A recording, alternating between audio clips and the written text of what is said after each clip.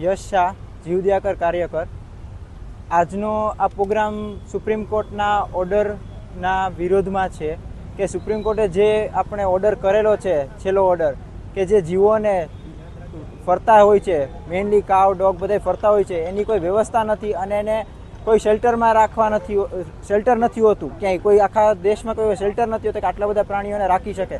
છતાં બી એવો ઓર્ડર આપ્યો છે કે બધા શેલ્ટર રાખી દો શેલ્ટરમાં, તો એની સામે વિરોધ પ્રદર્શન છે. કદાચ સુપ્રીમ કોર્ટને એવું છે કે ભાઈ પ્રાણીઓની સુરક્ષા માટે કોઈ શેલ્ટર ઉપર રાખે, પણ એ વ્યવસ્થા ઊભી કરે સરકારશ્રી અને પછી રાખે. જે ડોગને અત્યારના અમદાવાદના ઘણા બધા એવા બધા કેસીસ સાંભળવામાં આવે છે, અમદાવાદ, બરોડા, સુરત, મુંબઈ, દિલ્હીમાં, કે નાના નાના કેજમાં રાખવામાં આવે છે, જે 4x4, 5x5ના કેજમાં. આખી જિંદગી એક એવડા કેજમાં કઈ રીતના જીવી શકે, જે આખી જિંદગી રોડ ઉપર ફરતું કરતો હોય છે, આટલા બધા ફીડર ખવડાવતા હોય છે, ડોગ ફીડર, એને એની ઉપર ઘણી ક્રુઅલ્ટી થતી હોય છે, એને ફીડરને મારવામાં આવે છે.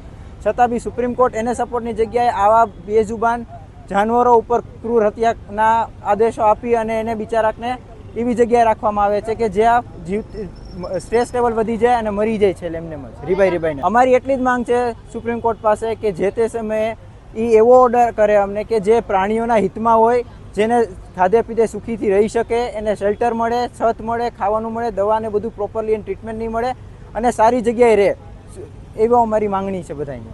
સાંજ સમાચાર ફેસબુક પેજને લાઇક કરો, વિડીયો શેર કરો અને વધુ વિગતવાર સમાચાર માટે sanssamachar.net વિઝિટ કરો.